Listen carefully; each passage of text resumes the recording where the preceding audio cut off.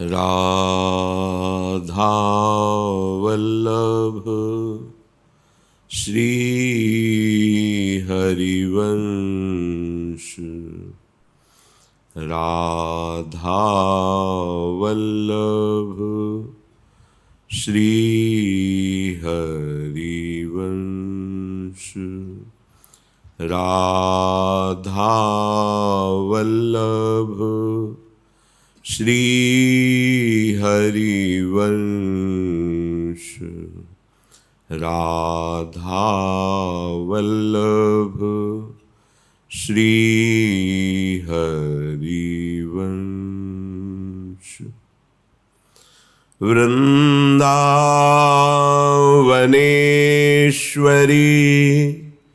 तवैव पदारविन्दम् प्रेमामृतैकमकरन्द रसौघपूर्णम् हृद्यर्पितं मधुपते स्मरतापमुग्रं निर्वापयत् परमो शीतलमाश्रयामि।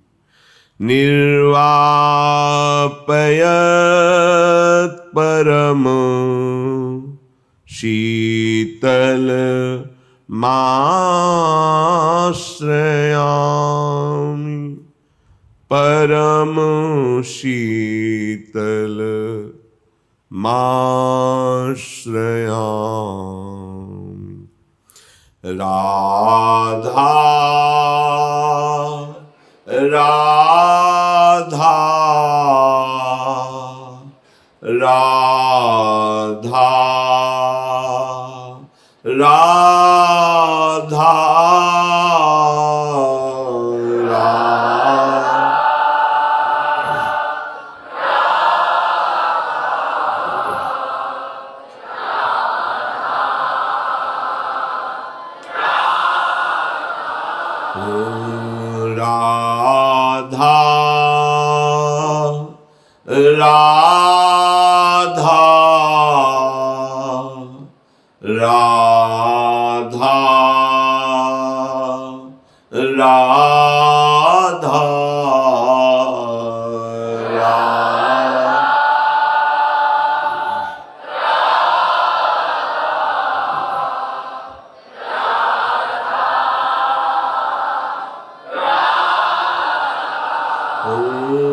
राधा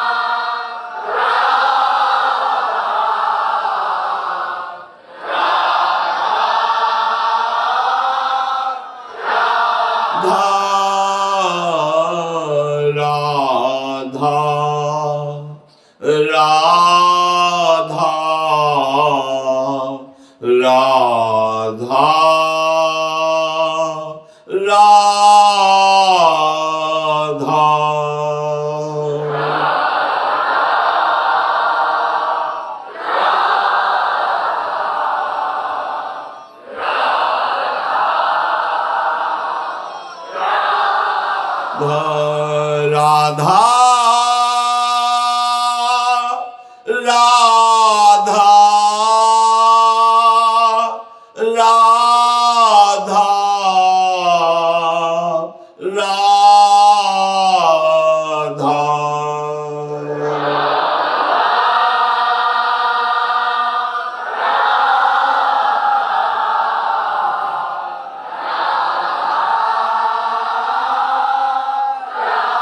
राधा राधा राधा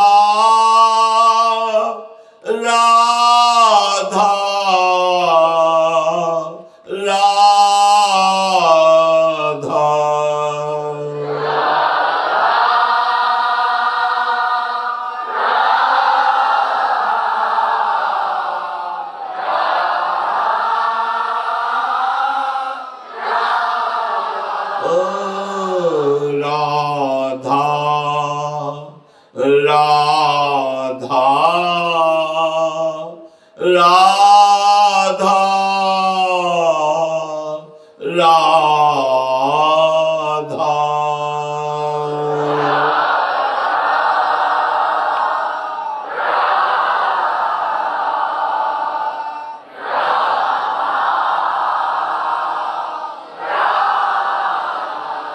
श्री राधा वल्लभ लाल की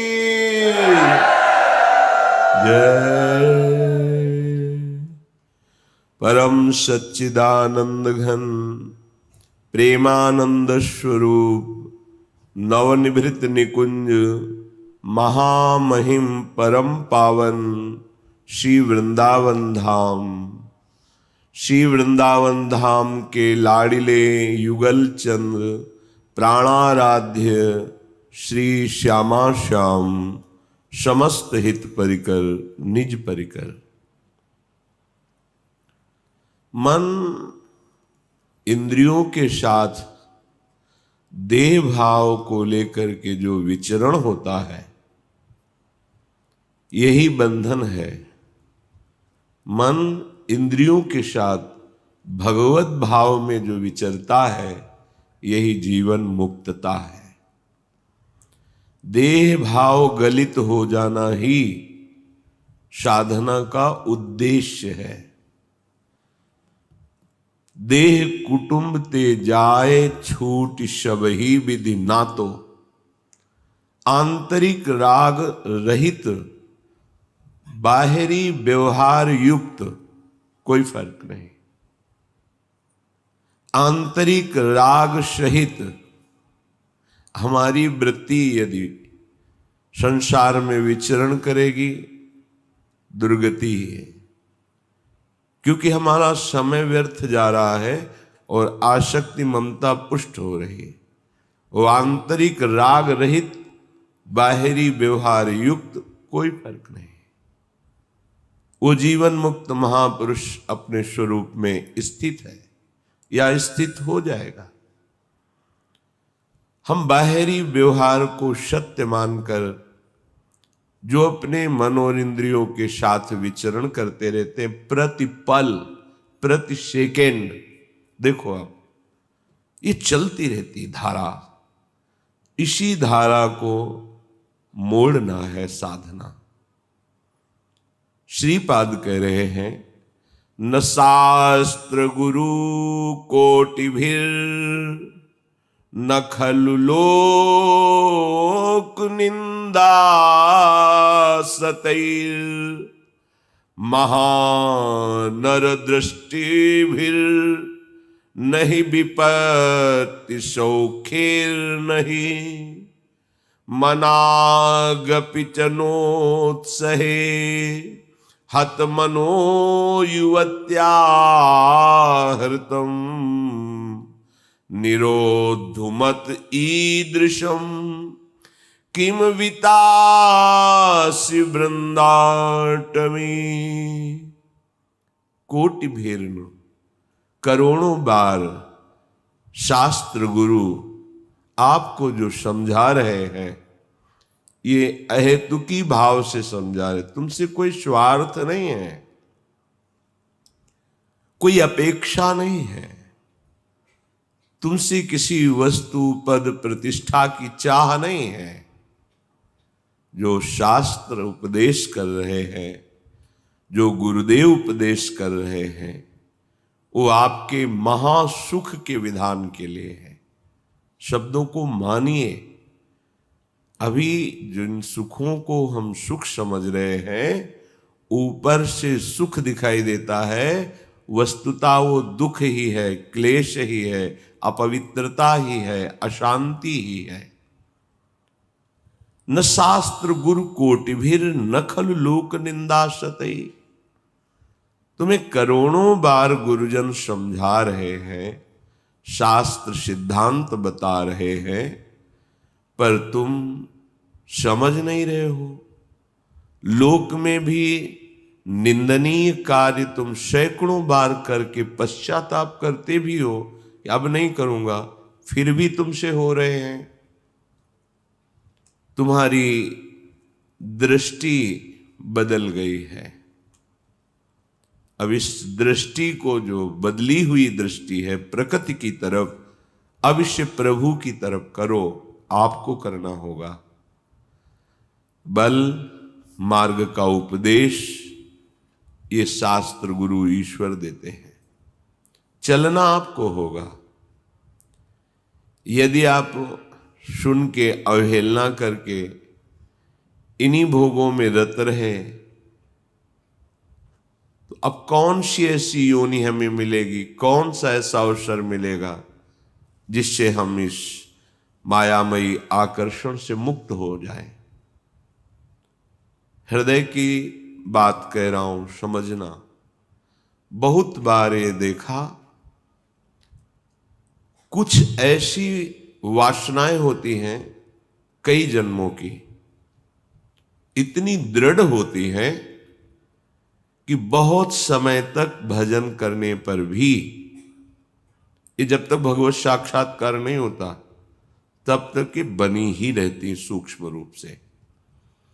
अगर इनको अवसर मिल जाए तो ये पूरा वृक्ष रूप हो जाएंगे। अंकुरण वृक्ष रूप बनना देर नहीं लगता इसमें।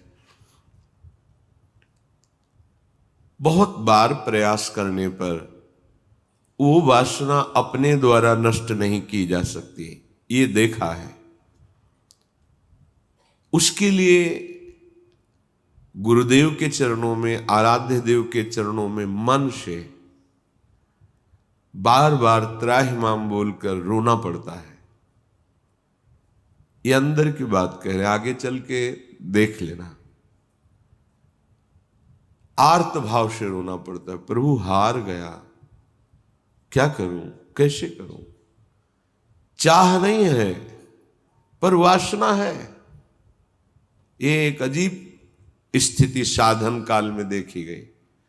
मन से पूछ रहे तुम्हें चाह है, नहीं, पर अंदर वासना है। बड़ी अशांति का अनुभव होता। कैसे दूर होगी, क्या किया जाए। जो करना चाहिए वो तो करके हार गया, फिर भी वो जब हार गया तब पूरी दृष्टि प्रभु के चरणारविंद की तरफ है। पर धैर्य पूर्वक, ये अनुभव की बात कहते हैं, बहुत काल तक तुम्हारा विश्वास, तुम्हारी श्रद्धा, तुम्हारा धैर्य टूटना नहीं चाहिए कि हमने सैकड़ों बार प्रार्थना की, इतने वर्ष से मैं जल रहा हूं लेकिन मुझे शांति नहीं हुई, मेरा विकार नष्ट नहीं हुआ। धैर्य, ये शब्द याद कर लो। धैर्यवान रहना, विचलित मत होना, परिणाम में बिल्कुल निर्विकार हो जाओगे। पर वो कितना समय लगेगा ये प्रभु जाने। वो एक सेकंड में भी हटा सकते हैं, और अभिमान यदि गलित नहीं हुआ है तो कुछ समय भी लग सकता है, जलना पड़ेगा, अभिमान गलित होगा। जब आर्त भाव से पुकारोगे तब निर्विकारता की स्थिति प्रभु दे देते। फिर विकारी भोगों के बीच में रहने पर भी कोई विकार का खेल नहीं हो सकता, कोई भी इच्छा ही स्फुरित नहीं होगी, वासना ही नहीं है, चाह ही नहीं है। ये बहुत धैर्य से सुनना, ये उपासकों के लिए कह रहा हूं। आपके अंदर साधन भजन करते हुए वासना दिखाई देगी, आपको आकर्षण दिखाई देगा, उसमें दम नहीं है, वो तुम्हें परास्त नहीं कर सकती, केवल भयभीत करती रहेगी। वो भी हमारी शरणागति में बड़ी सहायक होती है, क्योंकि सब साधन करने पर अहम पुष्ट नहीं होने देती। क्या अभी देखो ये है ना, क्या अंदर से प्रश्न, क्या ये मलिन वृत्ति है ना, तो किस बात की साधना, क्या साधक हो। तो हे नाथ, अब मार्ग दूसरा नहीं, सहयोग किसी से नहीं, अपनी बात किसी से नहीं कहना। प्रार्थना है, समझ लीजिए आंतरिक बात कह रहा हूं, अपनी स्थिति की बात किसी से नहीं कहना कि आपके हृदय में कौन सी वासना कितना स्फुरित हो रही, किसी से भी नहीं, किसी से भी नहीं। और धैर्यवान रहना, विचलित मत हो जाना। उस वासना को बढ़ावा देने वाली कोई भी दृष्टि, वार्ता, चेष्टा मत करना। और कितना भी समय लग जाए, अपनी आस्तिकता नहीं हटनी चाहिए, विश्वास नहीं हटना चाहिए। बिल्कुल निर्विकार हो जाओगे, बिल्कुल। यह गुण साधन ते नहीं हुई, तुम्हारी कृपा पाओ कोई कोई। वो कृपा उसी को मिलती है जो आर्त भाव से बलहीन होकर प्रभु को पुकारता है, नाथ मेरे बस की बात नहीं रह गई, हर उपाय करके देख लिया। सच्ची मानिए, बहुत ये विचित्र सूक्ष्म बात है, अगर समझ जाओगे तो विचलित कभी नहीं होगे। नई अवस्था साधन मार्ग में बड़ी तीव्रता, जब देखा सूक्ष्म वासना हृदय में है। सावन का महीना था, जल पीकर सावन भर रहेंगे, देखते हैं वासना कैसे रहती है। कोई फर्क नहीं पड़ा उस पर, अन्न का त्याग करते हैं कई वर्ष तक, आलू गुड़ जो भी फलवश, कभी दूध मिल जाए, गंगा किनारे या गांव में सेव संतरा अंगूर केला, ये तो प्रश्न ही नहीं उठता, कुछ फर्क नहीं पड़ा। वो ऐसी सूक्ष्म स्थान पर बैठी रहती है अहम में कि उस पर कोई फर्क नहीं पड़ता। बड़े बड़े सात्विक अनुष्ठान करने पर भी उस पर कोई फर्क नहीं पड़ता। तभी गोस्वामी जी भी लिख रहे हैं, हौ हार्यो कर जतन विविध विधि, अतिशय प्रबल अजय, तुलसीदास बस होई तबहि, जब प्रभु पेरक बर जाए। बिल्कुल सिद्ध बात समझ लो। गंगा जी में खड़े होकर के आर्त भाव से पुकारते, प्रभु आप देख रहे हैं एकांत सेवन, आप देख रहे हैं संयम आहार, फिर भी ये वासना क्यों, फिर ये क्यों जला रही है। कोई उत्तर नहीं मिलता।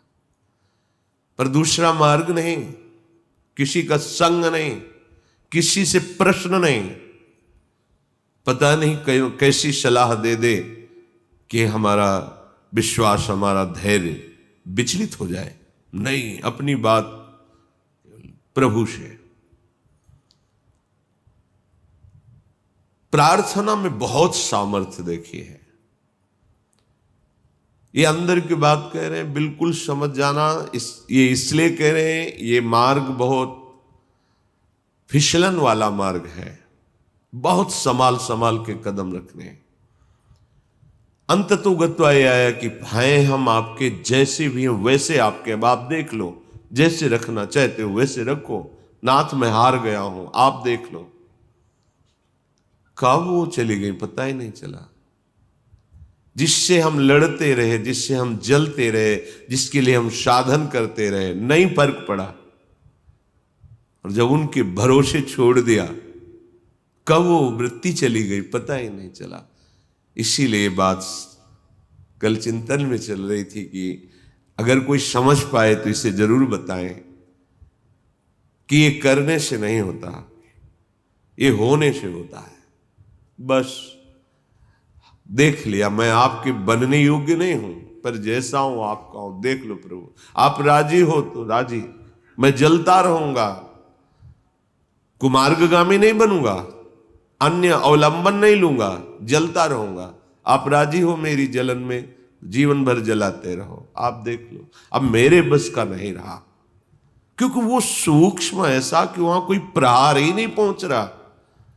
अंतःकरण की अहम के महल में सूक्ष्मता से वो रह रहा है। जो भी करो वो बहुत पुष्ट हो रहा है। केवल हटा या हटेगा या हट रहा है तो प्रभु की कृपा से। इसलिए बड़े बड़े महापुरुषों के वचनों में दैन्यता और कृपा शब्द आता है। दैन्यता क्वाहम तुच्छा परम मधमा, कृपा हेश वृंदावनस्य, ये वृंदावन की महिमा, ये वृंदावनेश्वरी की महिमा, वृंदावनाधीश्वर की कृपा।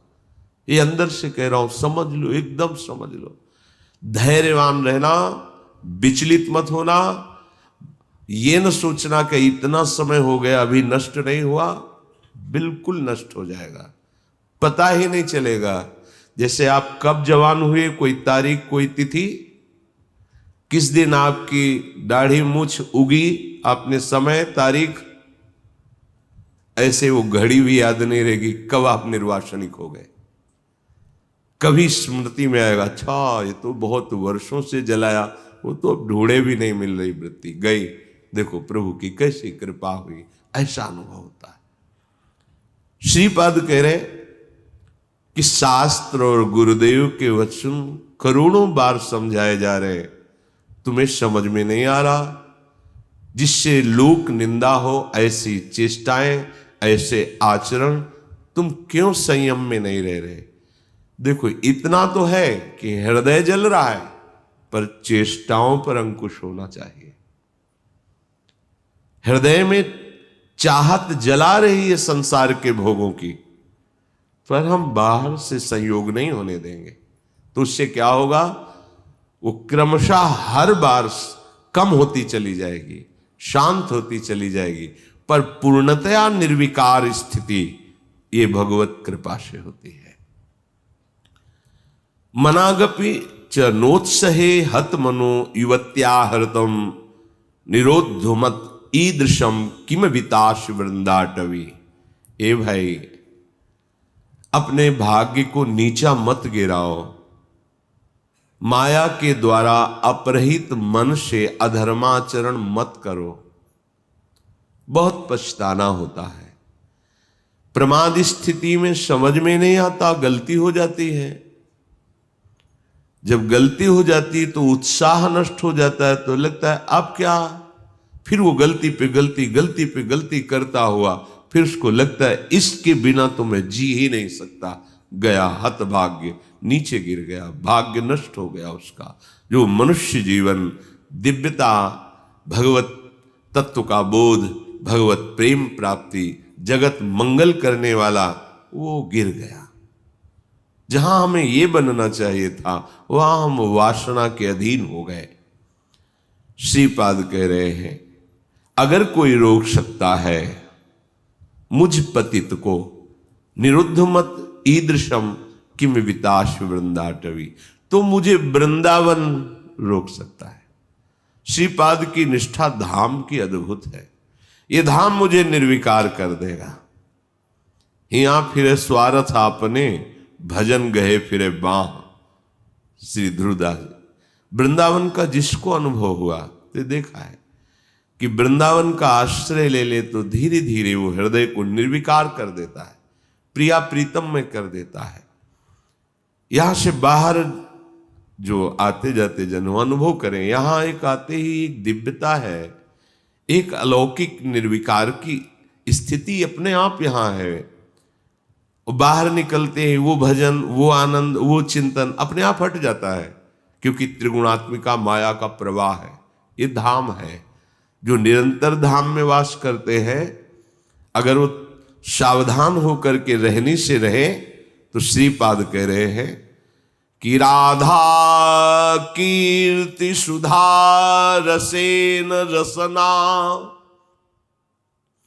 रात्रिं दिवं पूर्यता, श्री वृंदा विपिने तदीय पदयो, कैंकर्य में वार्थ्याम। धैर्यं स्वर्णमयी सितुर्नववयो रूपश्रियाहार्यताम् प्रेमाश्रुतपुलकादिभाव विभव व्यक्त्या जगत्तार्यताम्। यदि आप रहनी से रह गए वृंदावन में तो आपके हृदय का परिवर्तन होना प्रारंभ हो गया। आपको श्री जी की चर्चा, प्रभु की चर्चा ये अमृत जैसी लगने लगेगी।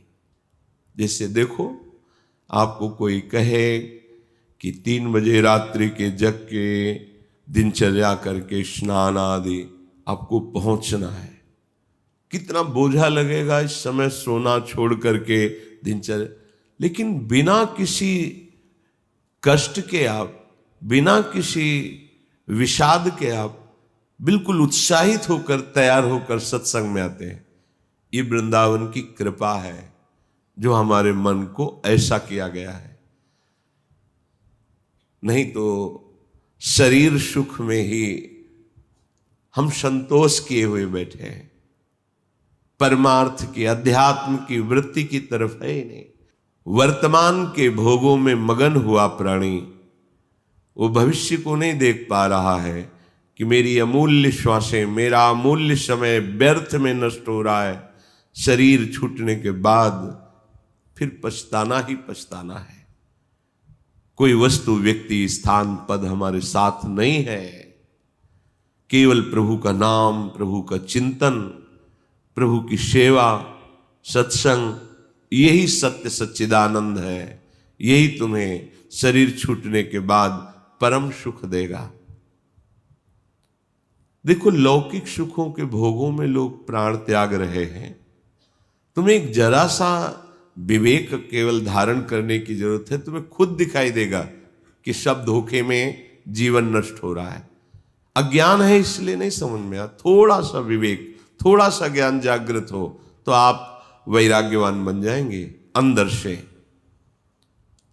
यदि आपको प्रभु की कथा वार्ता अच्छी लगने लगी है, बड़ी कृपा हो गई है। रोग का प्रभाव कम होने लगा है। नहीं, यह हरिचरित सुहाता नहीं है। जब हृदय मलिन होता है तो भगवत चर्चा नहीं सुहाती। राधा कीर्ति सुधा रसेन, रसना, ऐसा आपका जीव का स्वभाव बन जाए। चतुराशी जी, आपका जीवन बन जाए। गुनगुना रहे पद या किसी भी ध्वनि में राधा नाम गुनगुना रहे, आपकी रसना पवित्र हो रही है, आपकी वाकेंद्री पवित्र हो रही है। जब राधा राधा बोलते हैं तो ये जो रस निकलता है मुख में, ये बहुत बड़ा चरणामृत है। जैसे हम नाम का स्नान कराते तो चरणामृत होता है ना, राधा राधा राधा। तो जो अंदर ये जब हृदय में पहुंचता है तो पापों का नाश करता है। राधा राधा राधा राधा राधा, ये तो जो निकला ये महान चरणामृत है। हृदय में जाकर पापों का नाश करता है, ये अकाल मृत्यु का नाश कर देता है। राधा नाम जपने से अकाल मृत्यु नहीं होगी, ये चरणामृत जा रहा है। राधा नाम अभी प्राण छूट जाए श्री जी को प्राप्त होगे, जिसका नाम वहीं धाम में पहुंच जाओगे। राधा नाम चल रहा है, कोई तुमसे भूल चूक हो गई, असत क्रिया हो गई, तत्काल भस्म हो जाएगा, उसका दंड नहीं भोगना पड़ेगा। इसका मतलब ये नहीं कि हम उत्साहित होकर पापाचरण करें, नहीं। कोई असावधानी, कोई त्रुटि, तत्काल वो जमा नहीं होगा, जाके कर्म वो जमा नहीं होगा, उसी समय भस्म हो जाएगा। विशेष है तो उसी समय आपको दंड मिल जाएगा। आप चबेटा लगा, गिर गए, आपको ठोकर लगी, अब कुछ हुआ, तत्काल शरणागत के लिए हिसाब आगे नहीं रखा जाता। तत्काल जलन हुई, तत्काल कोई चोट लग गई, तत्काल कोई कटु वचन बोल दिए, हृदय जला, शांत, वो पाप नष्ट। रात्रि दिवम पूर्यताम, पूरा समय जो जागृत का है, प्रभु की महिमामयी लीलाओं को गुनगुनाते हुए, श्रवण करते हुए देखो कितना बढ़िया कलयुग की कृपा है। आप अपने घर में सत्संग चला के रख दे, पूरे कार्य करें, वो वातावरण भागवतिक और शब्द सत्संग के पढ़ रहे हैं। जैसे एकाग्रता पूर्वक सुने तो और अच्छा है, पर भजन करने में मन भागता है। अगर सत्संग चला को और फिर भजन करो तो जब भागेगा तो दो बातें हो रही, एक तो नाम चल रहा है और दूसरा सत्संग चल रहा है, तो जा नहीं पाएगा। उसे घेरो पहले, वास्तविक जो भजन का आनंद आएगा वो तो तब खुद अपने आप फिर इच्छा नहीं होगी, ये होगा कि जो नाम चल रहा है उसी को सुने, उसी को देखें, उसी पर। ऐसी स्थिति तक पहुंचने के लिए ये अच्छा है साधन कि सत्संग चला के बैठ गए। अब 1 घंटा का सत्संग चल रहा है और माला लिए बैठे, मन भागने की कोशिश करे सत्संग में, उसे 2 में पकड़ो। सत्संग चल रहा है, नाम चल रहा है, पकड़ा रहे। पूज्य राधा बाबा ने कहा 2 नाम चलाओ एक साथ। कितने प्रवीण महापुरुष हैं, एक तो चल नहीं पा रहा, वो कह रहे एक और अलग अलग। बाबा की अलग अलग महापुरुषों का चिंतन होता है कि जैसे हम जप रहे हैं ये नाम और चिंतन मिला रहे हैं मंत्र, अब भागेगा तो कहां भागेगा? तुझे नाम भी जपना, चिंतन मंत्र का करना है। चल रहा है मंत्र, चिंतन राधा नाम, देखो एक ही में नहीं टिकता है तो 2। कितने प्रवीण, भाग तो भाग, काम भाग के जाएगा, घेरते हैं। तो चलो अपने में इतनी योग्यता नहीं है कि एक साथ, तो फिर सत्संग है, प्रभु की छवि सामने रख लो, बार बार निहारते रहो। इसको डबल लगाना पड़ेगा। वास्तविक परमानंद का अनुभव एक में ही होगा, पर वहां तक पहुंचने के लिए हमें एकाग्रता लाने के लिए ऐसे बाहरी साधन रखने चाहिए जिससे अब बाहरी साधन टेलीविजन न रखे कि माला चल रहा है और नाटक सिनेमा देखोगे तो फिर वो नहीं, भागवतिक ही होना चाहिए। कोई भगवत प्रेमी महापुरुष के वचन या कोई प्रभु की छवि रखें, बार बार नक्श सीख लो, अंग माधुरी देख रहे हैं, नाम जप कर रहे हैं या नाम जप चल रहा है और किसी पद की पंक्ति को बार बार भाग नहीं पाएगा, इससे घेरा जाता है। भोजन के समय हमने देखा कि मन जो है वो छोड़ने की चेष्टा करता, अभ्यास के समय, तो इसे बड़े पद में फंसाया। तो पद कंठस्थ, तो बड़े पद में शुरू किया। अब आराम से पूरी पद में दृष्टि, क्योंकि बड़ा पद भूल जाएंगे तो भूल जाएंगे, फिर आराम से पा रहे और पद पूरा चल रहा है। धीरे धीरे ऐसा अभ्यास कि कवल उठाते ही पद चलने लगे। अब 1 घंटा लगे प्रसाद पाने में, आराम से पा रहे हैं, पूरा पद चिंतन करते हुए। जहां हमें लगे कि हमारा भजन छूटता है वहीं से पकड़ाओ, मन को पकड़ाओ, कोई पद पकड़ा दो, कोई भजन पकड़ा दो, कोई ध्वनि पकड़ा दो। एक बार ये पकड़ लेना, फिर इसका स्वभाव है ये बार बार उसी को पकड़ता है। जैसे हमने विषयों को पकड़ा दिया तो बार बार विषयों में जाता है। प्रभु की भक्ति के अभ्यास में लगा दे तो ये इसका अभ्यास करने लगता है। श्री वृंदा विपिने तदीय पदयो कैंकर मेवार्थ्यताम, जो हमारी श्री स्वामिनी जो हैं, धैर्यम स्वर्णमयी तनुर नववयो रूप श्रियाहारितम, जिनकी नव किशोर अवस्था है, अनंत बिजलियों की श्री कांति प्रकट, कैसी शोभा। लालजू के श्री अंग की कांति नील मेघ के समान, और उसको दबा करके अनंत बिजलियों की कांति लाडली जो।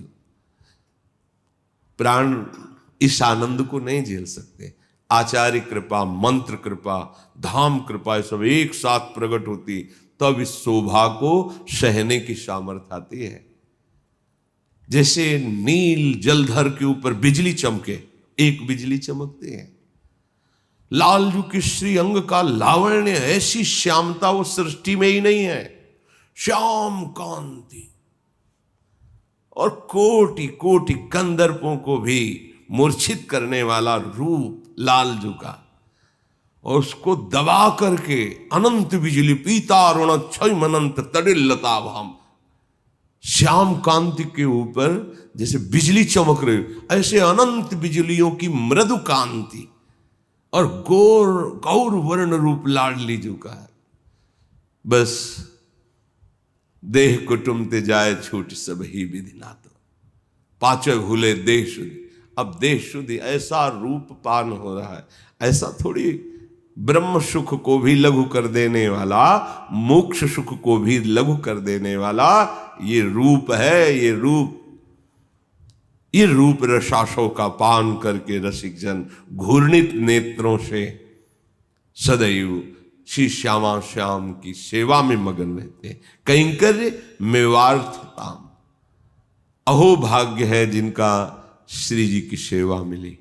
ये जो प्रगट सेवा आप विराजमान की हो ना, नाम सेवा, छवि सेवा, श्री विग्रह सेवा, इसे ऐसा मत भाव ना करो कि ये साधन है, हम सिद्धावस्था में इसका फल प्राप्त करेंगे। नहीं, ये फल है, सेवा भजन का फल है। बड़े बड़े महापुरुषों के वचन, सेवा ये भजन का फल है। जो आप साधन भजन करते हैं उसका फल है। इसमें आसक्त हो रहे हैं जो आप, श्री जी को ये पवाना है, श्री जी को ये श्रृंगार करना है, सीधे श्री जी स्वीकार कर रहे हैं। आपकी सेवा की क्रिया होने के पहले आपकी सेवा स्वीकृत हो गई, क्योंकि सेवा वही होती है जिसका पहले चिंतन होता है। आज श्री जी को मंगला में ये पोशाक, आज श्री जी को मंगला में ये भोग लगना है, श्री जी कैसे, ये जो आपकी भावना में चल रहा है ना, ये पहले पहुंच गई सेवा, अब क्रिया बाद में होगी। यही करते करते आप देखेंगे कि आपका स्वरूप श्री जी की सेवा के योग्य जागृत हो गया है। और फिर ये नहीं होगा कि करना है, सीधे आपके हृदय में आराध्य देव विराजमान है और सीधे उस सेवा पहुंच रही। प्रगट सेवा, मानसिक सेवा एक साथ उस महापुरुष की चलती रहती है। शिव वृंदा विपिने तदीय पदयो कैंकर्य, ये थोड़ा दुर्लभ बात है। पर यदि राधा कीर्ति सुधा रसेन रसना रात्रिन दिवम पूर्यताम, जागृत अवस्था में तो आप कर ही रहे, और रात्रि में जब शयन करते समय आप चिंतन, उस समय चिंतन संभालिए। शयन करते समय सारी की सारी मनोवृत्तियां उसी समय आक्रमण करती हैं। जब आप दिन भर सेवा भजन करके जहां एकांत शयन में गए, तो ध्यान रखना, ये अनुभव की बात है, इसमें किसी के प्रश्न करने की गुंजाइश नहीं।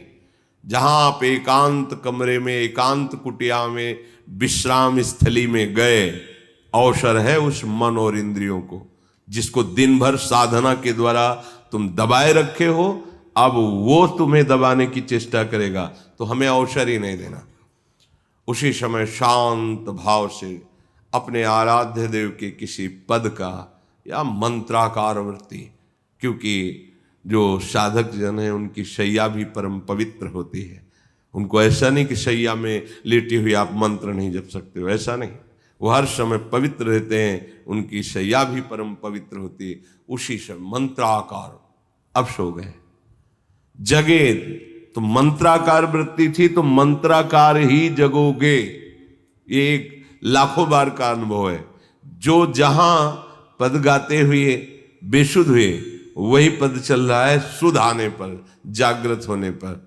इसके अंतःकरण की ऐसी एक वृत्ति होती है, पकड़ लेता है। ऐसे हमने बेहोश होने पे भी देखा, जिस समय इसका ऑपरेशन होना था, तो बिल्कुल पता नहीं अब क्या, तो उसी समय बिल्कुल चिंतन, तो जो पद चल रहा था और कब हुए हमें पता नहीं, तो जब होश आया तो वही पद चल रहा था। जैसे शयन के बाद जागृत में, ऐसे बेहोशी के बाद जागृत में। इसका मतलब हमारे अंतःकरण ने पकड़ लिया।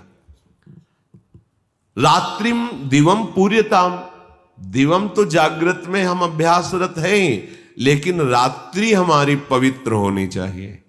भगवत प्राप्ति के मार्ग के उपासक का एकांत बहुत पवित्र होना चाहिए। व्यवहार में त्रुटि हो गई तो अपने आप सुधर जाओगे, बहुत हजारों दृष्टि है। एकांत में त्रुटि हो गई तो हृदय गंदा होने लगेगा। एकांत बिल्कुल पवित्र होना चाहिए। एकांत में बिल्कुल ढील नहीं देनी चाहिए कि हम दरवाजा बंद अपनी कुटिया में आराम, जैसे नहीं, उस समय विशेष सावधान। उत्तम यह है कि आप लोगों का शरीर जिनका स्वस्थ है, तो बैठकर तब तक भजन करो जब तक तुम्हें नींद ना आ जाए। जब नींद आने लगे तो माला प्रणाम करके सिरहाने रख दिया और मंत्र जपते हुए सो गए। आपको बहुत बार करवट बदलनी पड़े नींद के लिए, आपका शरीर स्वस्थ है, ये ठीक नहीं है, क्योंकि इसी समय अवसर मिलेगा इंद्रिय और मन को विषय चिंतन, विषय चेष्टा का बिल्कुल अवसर नहीं देना। सावधान, बहुत महामहिम आनंद की तरफ चल रहे हो।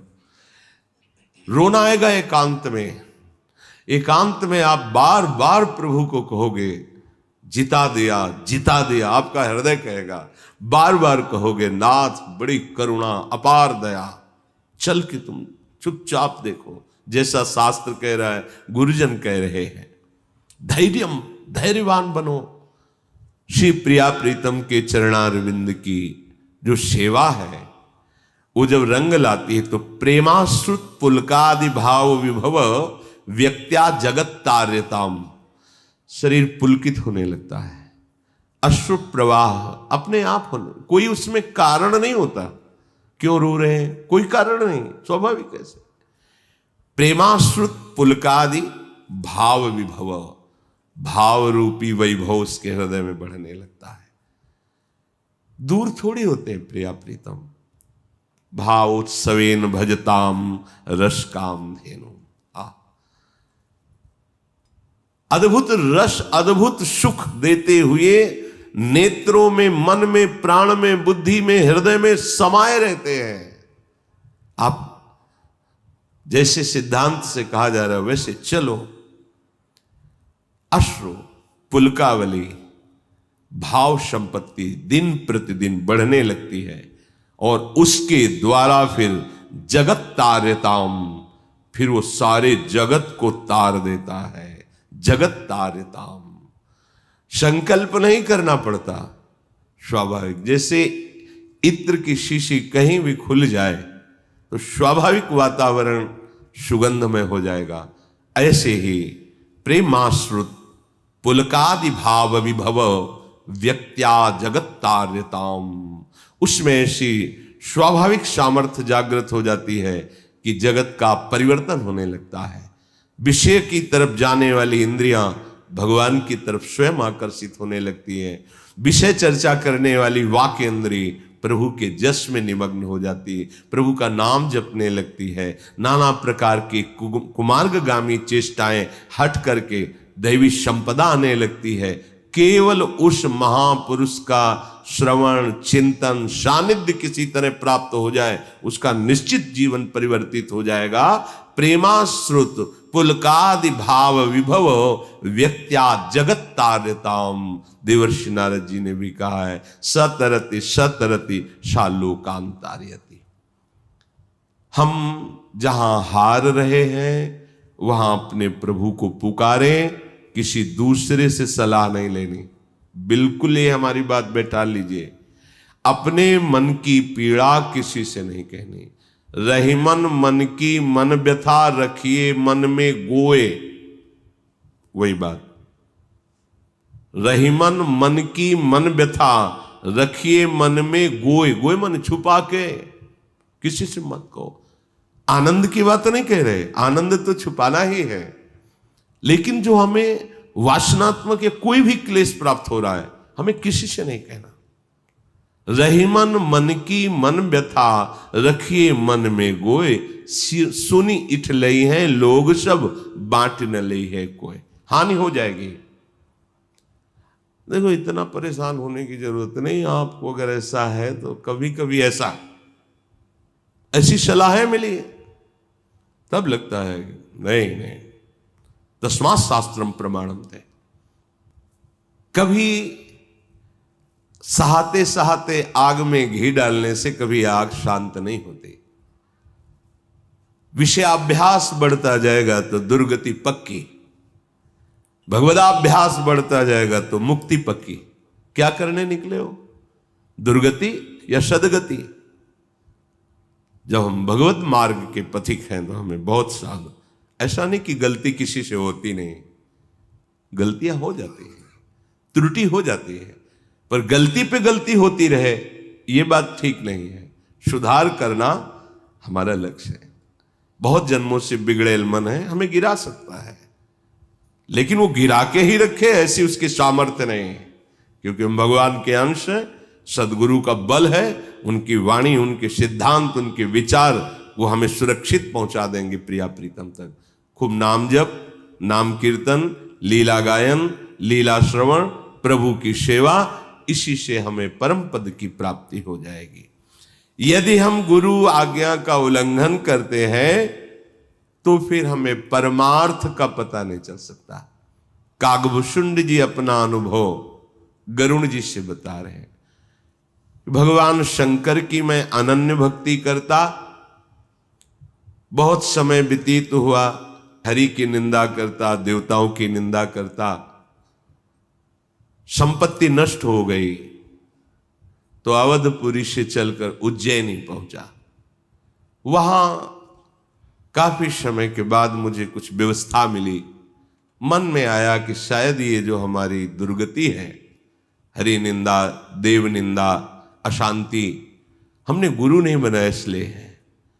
अध्यात्म की ऊंचाई पर चढ़ने के लिए सदगुरुदेव की आवश्यकता है। कपट रख करके, कपट रखने का मतलब केवल मंत्र मिल जाए बस, किसी इन किन प्रकार, तो हम कपट पूर्वक उनके नमन बंदन सेवा करते। वो बड़े कृपालु हुए, हमें शिव मंत्र दिया और उपदेश किया। उनकी बात नहीं मानता। जैसे जैसे मंत्र जपा तो और अभिमान बढ़ गया कपट होने के कारण। इसीलिए प्रणिपातेन, समर्पण, फिर प्रश्न आया, फिर प्रश्न, अहम से तो बात बिगड़ती है। गुरुदेव समझाते कि हरि हर में भेद नहीं, ये लीला के लिए दो हैं। और जो वैष्णव की निंदा करता है वो कोई भगवान शिव को थोड़ी प्रसन्न कर लेगा, क्योंकि भगवान शिव परम वैष्णवाचार्य हैं। हरि हर एक ही बात है, और भगवान स्वयं आराधना करके दिखाते हैं। हरि रामेश्वर की स्थापना करते हैं, तो हनुमान जी से के रूप में उनकी सेवा में है। कई बार पाया गया है भगवान श्री कृष्ण शिव की आराधना करते हुए, शास्त्रों में पढ़ा है, और भगवान शिव इनकी आराधना में। तो जब ये सुना कि हर सेवक है, हरि स्वामी है, हृदय में बहुत जलन हुई। फिर गुरु को प्रणाम नमस्कार करना भी बंद कर दिया। एक बार मैं उज्जैन में भगवान शिव के मंदिर में मंत्र जप रहा था, इतने में गुरुदेव पधारे, तो ना प्रणाम किया, ना उठ के खड़े हुए, कोई आदर नहीं। क्या ये देखकर भगवान शंकर को सहन नहीं हुआ।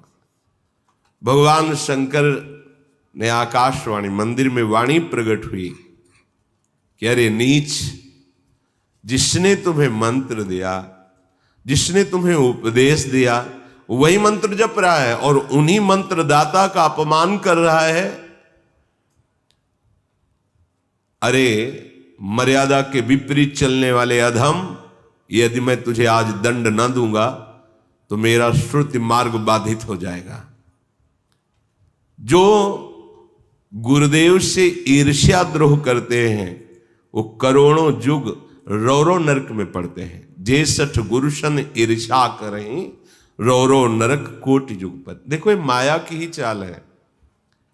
गुरुदेव आपसे क्या ले रहे हैं? आपको दे ही रहे हैं, सच्चिदानंद नाम दे रहे हैं, सत्य मार्ग बता रहे हैं, फिर आपको द्रोह क्यों?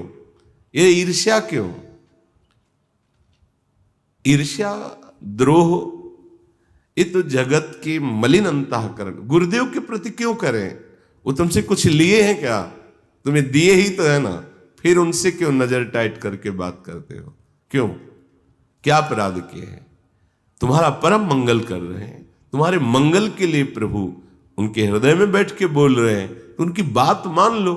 लेकिन जो मलिन अंतःकरण है, कपट है, अहम है, अपनी मान्यता है, कितने भी आप गुरु बदल लो, कितने वेश बदल लो, दुर्गति से नहीं बच सकते। और बात पकड़नी तो एक शब्द पकड़ लो, निहाल हो जाओगे। त्रिजग जोनि पुनि धरे, रौरो नरक करोड़ों कल्प तक भोगने के बाद त्रिजग योनि में उनका अयुत जन्म भरी पावह पीड़ा, हजारों जन्मों तक उनको तिर्यक योनियों में डाला जाता है। अरे पापी, गुरुदेव पधारे और अजगर जैसा बैठा रहा, जा सर्प योनि को प्राप्त हो और किसी वृक्ष के खोखले में, खोड़र में जाकर अपना जीवन व्यतीत कर, मेरे मंदिर में बैठने का अधिकारी नहीं है। भगवान शिव ने जब शाप दिया, गुरुदेव बड़े कृपालु, हाथ जोड़कर भगवान शिव को दंडवत करके स्तोत्र का गायन किया। सुनि बिनती सर्वज्ञ शिव, देखि विप्र अनुराग, पुनि मंदिर नभ बानी भई, द्विज बर मांगु। जब विनय किया, नमामि शमीशान निर्वाण रूपम, पूरा स्तोत्र भगवान को सुनाया, भगवान शिव प्रसन्न हुए। फिर आकाशवाणी की तरह मंदिर में दिव्य वाणी प्रकाशित हुई कि हे ब्रह्म ऋषि, हे द्विज श्रेष्ठ, क्या चाहते हो आप? गुरुदेव ने कहा कि प्रभु, काकभूषण जी गरुण जी को बता रहे कि प्रभु आप प्रसन्न हैं, नाथ ये दीन पर आपकी बड़ी कृपा है, आप अपने चरणों की अखंड भक्ति प्रदान करें मुझे। और प्रभु आपने कहा कि तुम्हारी इच्छा क्या है? तो इच्छा यह है कि प्रभु आप अभी क्रोध करके शाप दिया कि ये सर्प योनि को प्राप्त हो, ऐसे खोड़र में जाके रहे जहां क्लेश ही क्लेश। प्रभु इसका दोष नहीं। देखो कैसा गुरु का हृदय होता है। तब माया बस जीव जड़, संतत फिरई भुलान, तेहि पर क्रोध न करी प्रभु, कृपा सिंधु भगवान, शंकर दीन दयाल। अब यही पर हो कृपाल, शाप अनुग्रह होई जेहि, नाथ थोरे ही काल। प्रभु ये आपकी माया के वशीभूत होकर जीव सदैव भूला फिर रहा है। कृपा समुद्र, आप इस पर गुस्सा मत कीजिए। कितने कृपालु गुरुदेव हैं, दीनों पर दया करने वाले। आप पूछे कि तुम्हारी इच्छा क्या है, तो हमारी इच्छा यह है प्रभु कि आप इससे प्रसन्न हो जाइए, आप कृपा कर दीजिए। नाथ आपने जो शाप दिया मिटाइए मत, पर जो जन्मते मरते महान दुख होता है, इसे दुख ना हो। गजब है, मतलब करुणा की सीमा है। आप स्वामी हो, आपका शाप दिया व्यर्थ ना जाए, पर थोड़े काल में ही ये थोड़े समय के लिए सर्प बने, फिर पधार जाए, और जो जन्मने मरने में दुख होता है उसे आप कृपा करो प्रभु।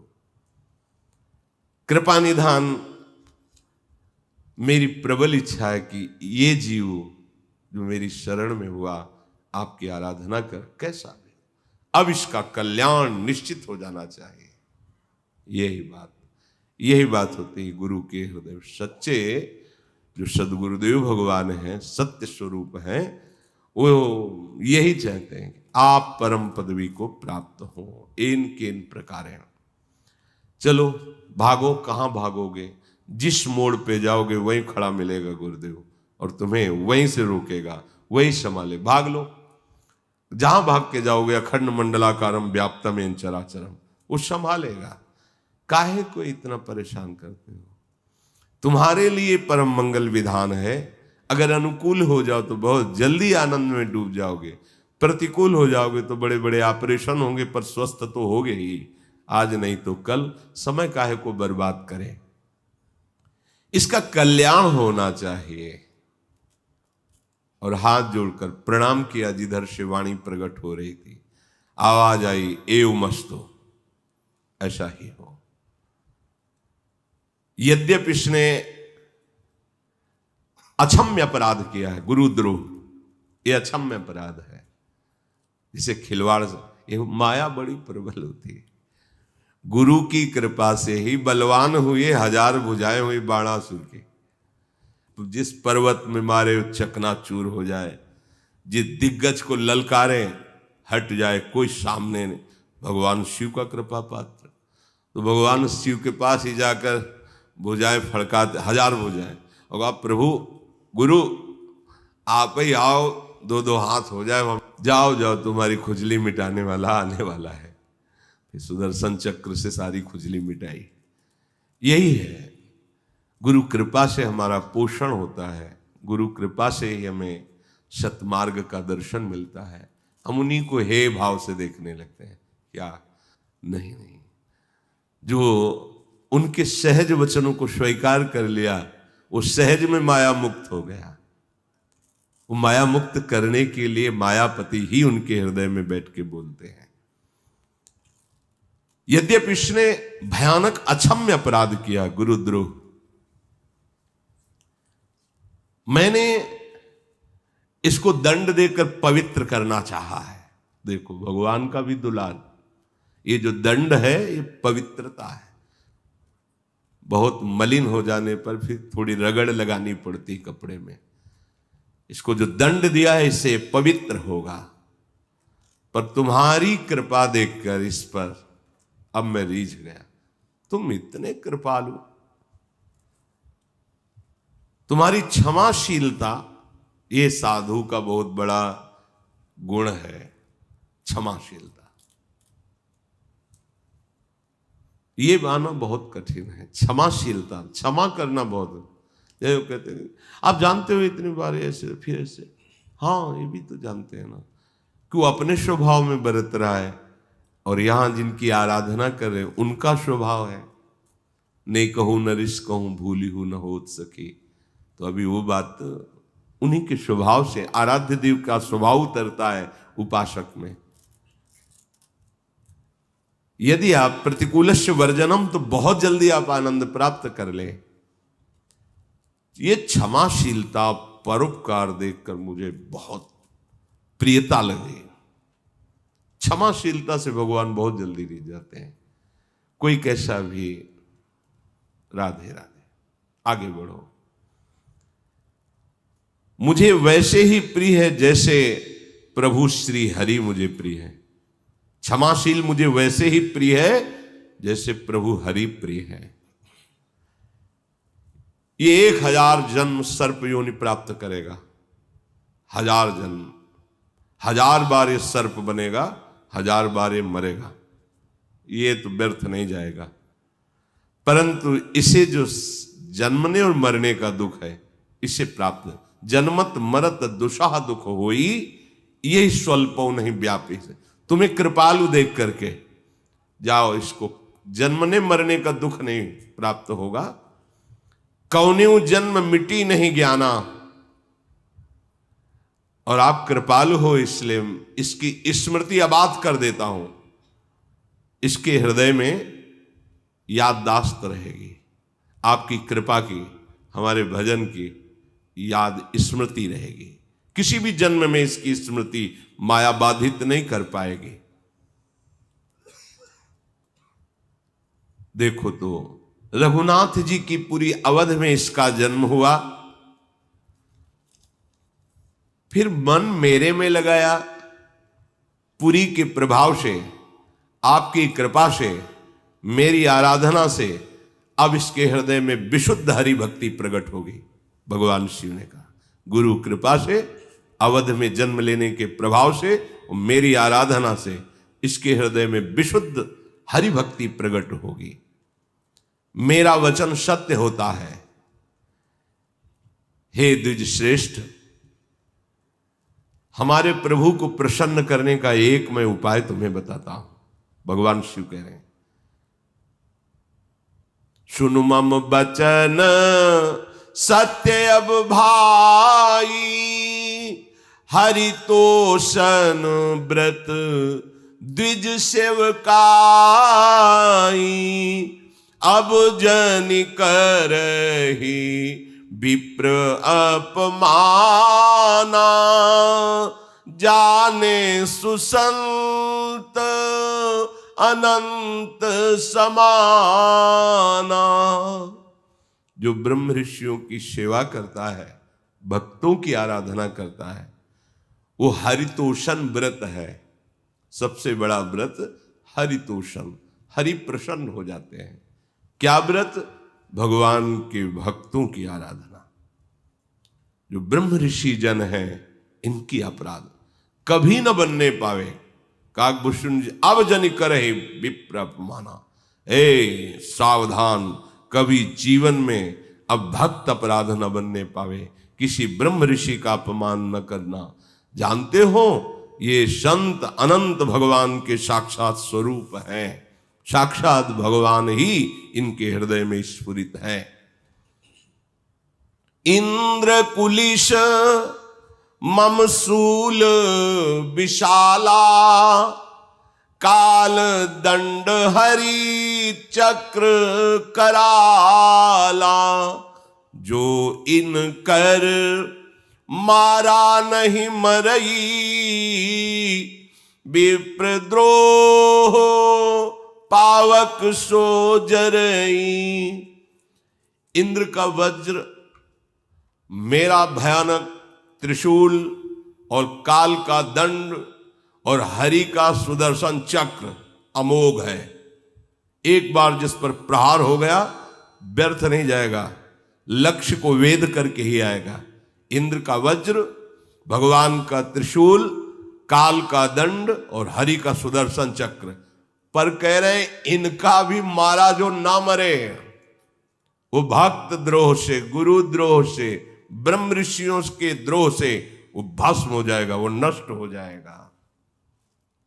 एक बार जब हम गुरु आश्रम में थे तो पास में बहुत बड़े महापुरुष रहते थे। ऐसे आसन उनके सिद्ध थे कि श्री चरण ऐसे हो गए थे, ऐसे ही वो ऐसे ऐसे हर समय पद्मासन में बैठे रहने। वो तेजोमय रूप उनका, हजारों लोग दर्शन के लिए खड़े रहते थे। हजारों की भीड़ देख करके लोगों को जो दुष्ट स्वभाव के थे लगा कि धन भी आता होगा। ऐसा नहीं होता कि हजारों की भीड़ है तो बहुत धन आता होगा। धन के अलग मार्ग होते हैं।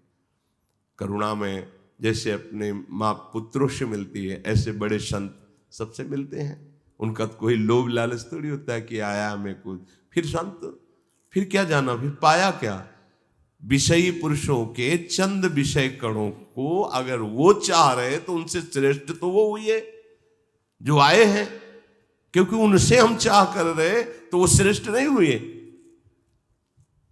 महापुरुष थे वो। रात्रि में 4-5 लोग एकांत रहते थे, बाउंड्री कूद करके गए, अस्थि मात्र हो रहे शरीर, उनको डंडों से मारा। कहाँ है रुपया, कहाँ पे? धूर्त लोग जो होते हैं मदिरापान के ऐसे। देखो प्रभु की लीला होती है, इसमें ये न करे कि कहाँ गए थे भगवान तुम्हारे, उसी डंडे में भगवान थे, उनमें भी थे। इनकी एक लीला विचित्र है। या रास से रघुनाथ कर बेग न जाने कोई, जो जाने रघुपति कृपा तो सपने मोह न हो।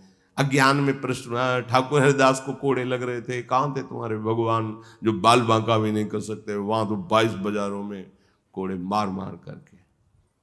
भगवान की लीला समझ में अगर आ जाए ना, तो ब्रह्मा और बड़े बड़े कह रहे हैं कि नाथ, वेद कह रहे नेति नेति, तो तुम कैसे जान जाओगे? जान गए तो जा सुकृपा सब भ्रम मिट जाए, कोई भ्रम नहीं रहेगा। बड़े बड़े अधिकारी जन उनके दर्शन करने आते थे। जब सुबह तो पूछा कि महाराज आप एक बार बता दीजिए किसने ऐसा किया? तो कहा हमें पता ही नहीं बच्चा कि किसने किया। वो नहीं, आपको तो यहाँ 20 वर्ष रहे, तो आप आसपास के तो सब नहीं बच्चा, हम नहीं जानते, किसी को नहीं बोला। इतने क्षमाशील, किसी को नहीं बोला। 2-3 महीने ही व्यतीत हुए तो चिल्ला चिल्ला के वो बोलने लगे हमने किया, हमने महाराज को मारा, ये मरा, वो मरा, ये नष्ट हुआ, वो नष्ट। कह रहे इंद्र कुलिश्मम शूल विशाला काल दंड हरि चक्र कराला, जो इनकर मारा नहीं मरई। विप्रद्रोह पावक्ष ब्रह्म ऋषियों का अपमान, वो क्षमाशील है तो उमा क्षमा शाप होते भारी। अभिमान मत करो, दैन्य गलती अगर हो गई तो उन्हीं से क्षमा मांग लो, बड़े कृपालु हैं। अब वो विधान लागू किया जाता है जो आगे तुम्हें कभी भी शांति नहीं मिलेगी। महीने 2 महीने 4 महीने सुख भोग लो, फटाफट पुण्य उसके भेजे जाते हैं, और तो उसको लगता है उन्नति नहीं, वो हिसाब खत्म किया जाता है सुकृत का।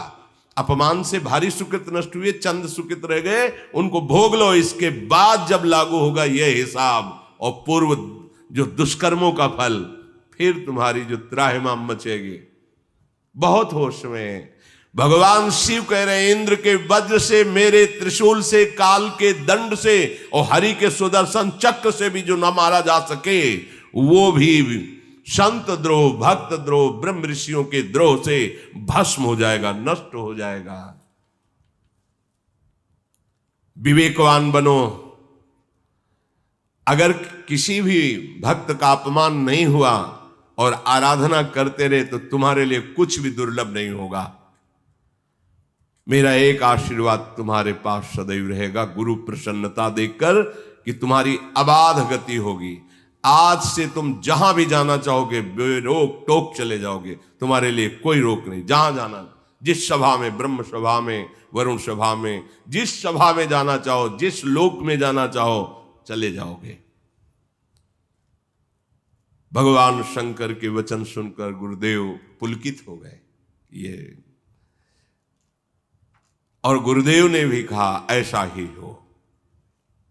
बस उसी समय मेरा हृदय दाह से, अरे ऐसे गुरुदेव से द्रोह किया, उनके चरणों में लौट गया।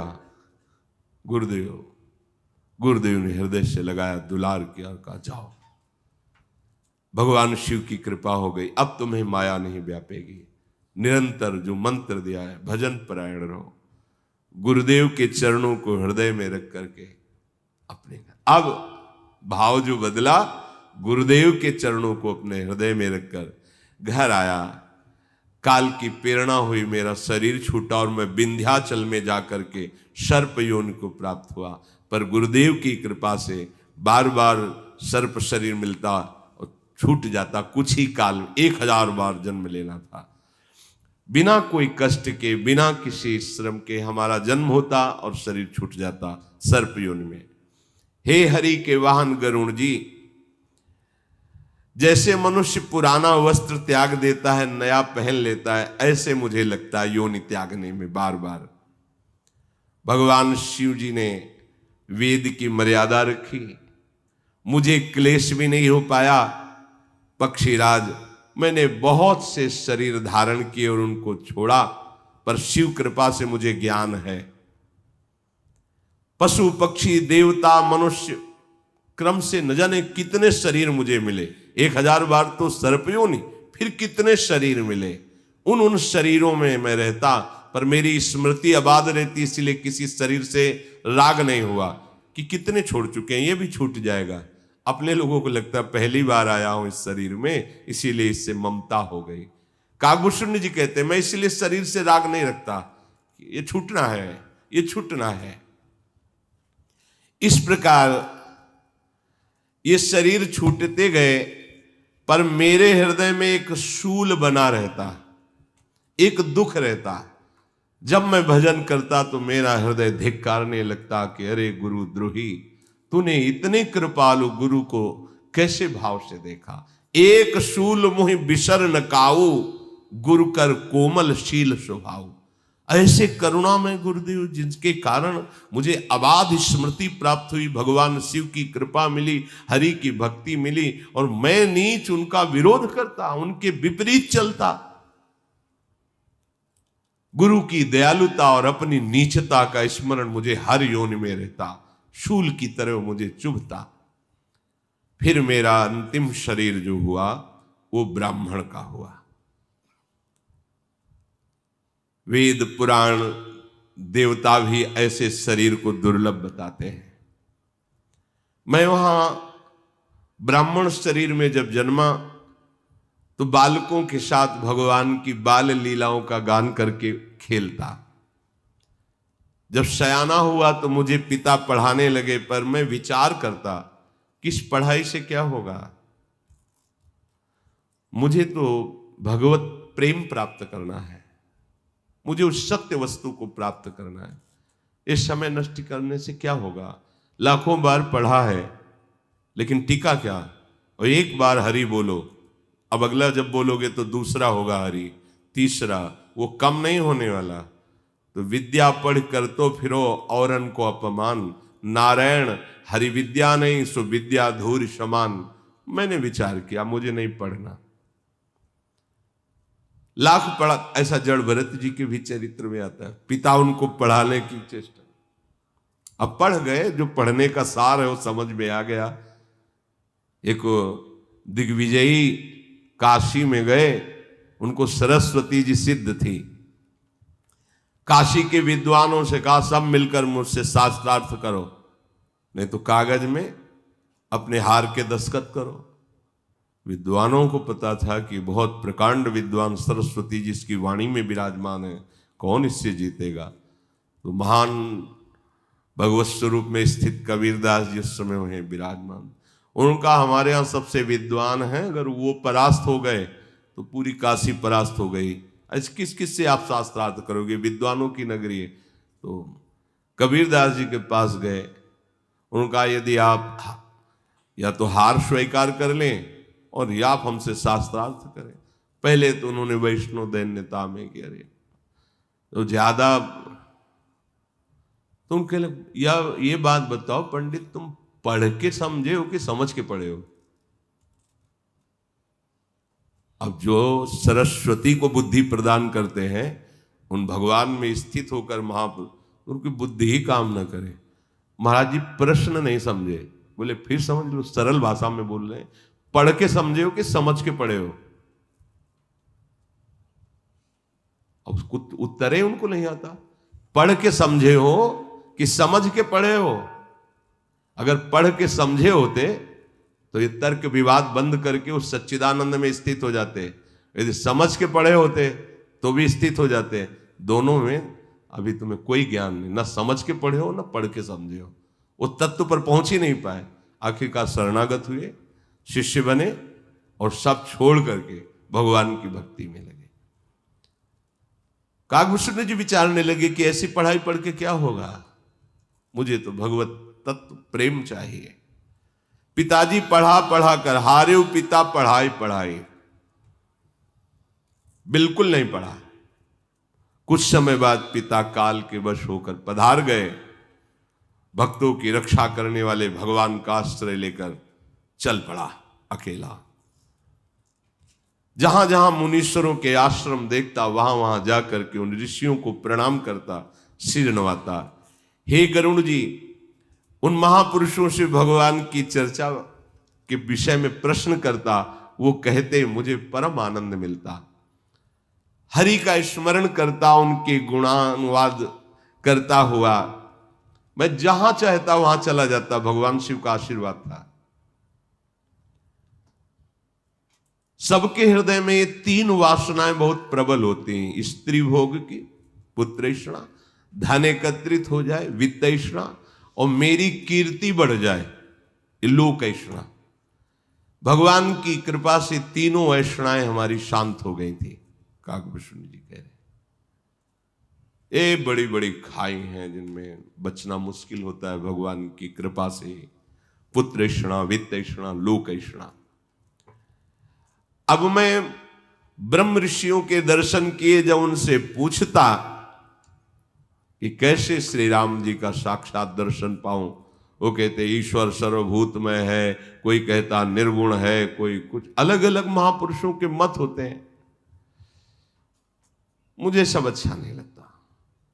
मुझे बस एक ही बात लगती कि मुझे कैसे राम जी के दर्शन होंगे, कैसे साक्षात करूं, उनके चरणों में माथा रख करके उनके गले से लगूं, वो दुलार करें, ये बताओ हमें। सुमेरु पर्वत के शिखर पर सुना कि ब्रह्म ऋषि जन बहुत बड़े बड़े महापुरुष, सुमेर पर्वत वही जो 4 लाख योजन स्वर्ण का, वहां गया तो एक विशाल वट वृक्ष के नीचे एक महामुनि को बैठे देखा जिनका नाम लोमश मुनि था। जाकर साष्टांग प्रणाम किया और दीन वचन विनय सुनाई। हे गरुण जी, मेरी विनम्रता देख करके बड़े कृपालु हुए और मुझसे पूछने लगे कि तुम किस कार्य से यहां आए हो। यहां आना तो बड़ा कठिन है, तुम यहां तक पहुंच चुके हो, तो बोलो तुम्हारे किस कार्य की सिद्धि करें। तब मैं कहा कृपा निधि तुम सर्वज्ञ सुजान, सगुण ब्रह्म अवराधन मोहि कहु भगवान। तब मैंने कहा हे कृपा निधि, आप सर्वज्ञ हैं, बड़े सुजान हैं, आप भगवान मुझे सगुण ब्रह्म का साक्षात्कार कैसे हो ये आप बता दीजिए। कैसे मैं राम जी से मिलूं, कैसे राम जी को देख पाऊं। वो मुनि ब्रह्म स्थिति को प्राप्त महापुरुष थे। वो थोड़ी चर्चा करके फिर जो जहां होता है वहीं पहुंच जाएगा। फिर वो ब्रह्म की प्रतिष्ठा की बात करने लगते। ब्रह्म चर्चा, तत्व अनुभव की बात, जहां वो अजन्मा अद्वैत निर्गुण अंतर्यामी ऐसा सब, फिर मुझे लगता नहीं, मुझे श्री राम जी के दर्शन कैसे होंगे। वो मानव इंद्रियों से परे है, निर्मल है, विनाश रहित है, निर्विकार, सीमा रहित, सुख राशि। वेद ऐसा कहते हैं, तुम वही तत्व हो। जल जल की तरंग की भांति तुम में और प्रभु में कोई भेद नहीं है। फिर मैं हाथ दूं, मुझे राम जी के दर्शन कैसे होंगे। और वो ब्रह्मनिष्ठ महापुरुष मुनीश्वर, मेरी बात समझो, मुझे राम जी के दर्शन कैसे होंगे। मैं विकल हो रहा था। मुनीश्वर फिर जहां वर्णन करते तो फिर वहीं पहुंच जाते। जिसकी जो स्थिति है वहीं वो पहुंच जाएगा। थोड़ी देर बोलते बोलते वो अपने आप वहीं पहुंच जाएगा जहां स्थिति है। आप दया करो मुझे, सोई उपदेश कहु करि दाया, निज नैननी देखो रघुराया। प्रभु मुझे ये सब अच्छा नहीं लग रहा, मुझे तो वो उपदेश करो जिससे मैं भर नेत्र अपने राम जी को देख लूं। भरी लोचन बिलो की अवधेसा, तब सुनी हो निर्गुण उपदेशा। मुझे नेत्र भरकर प्रभु को, अब वो फिर शुरू करते, फिर मैं टोक देता। जहां वो शुरू करते मैं बार बार प्रभु नहीं, मुझे निर्गुण मत को मैं काट देता। प्रभु मुझे साक्षात प्रभु श्री राम के दर्शन चाहिए।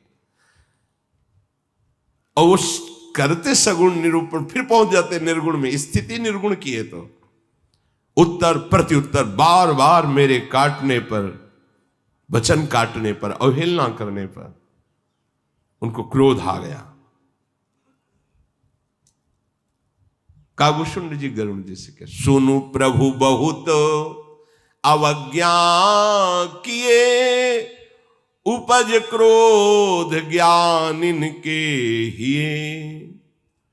अति संघर्षण जो कर कोई, अनल प्रगट चंदन ते होई।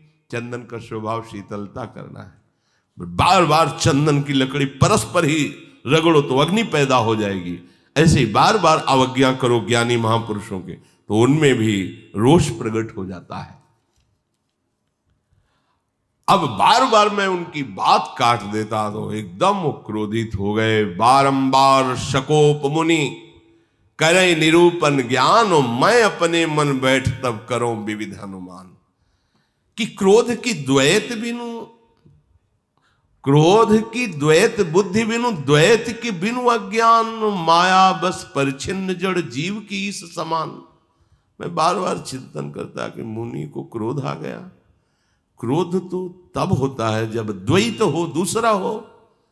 अगर द्वैत है तो अज्ञान भी है। क्या जीव इसके समान हो सकता है? मैं ऐसा सोचता। क्या सबका हित चाहने वाले को कभी दुख हो सकता है?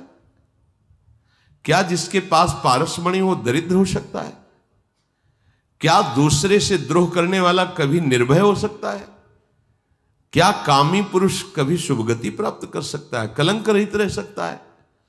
क्या भक्तों का बुरा सोचने वाला, चाहने वाला, ब्रह्म ऋषियों का द्रोह करने वाला, क्या उसका वंश कुल परंपरा सुरक्षित रह सकती है? क्या आत्मज्ञान होने पर कोई कर्म और कर्म फल रहता है? क्या दुष्टों के संग से सुंदर बुद्धि बची रहती है? क्या परिस्त्रीगामी दुर्गति को प्राप्त नहीं होता?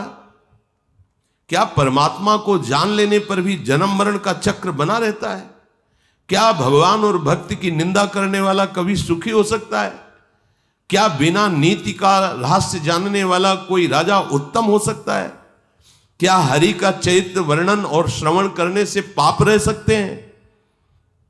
क्या बिना पुण्य के पवित्र यश हो सकता है? क्या बिना पाप के अपयश हो सकता है? जिसकी महिमा वेद संत पुराण गाते हैं, क्या हरि भक्ति के समान कोई लाभ हो सकता है? मैं ऐसा विचार कर रहा था।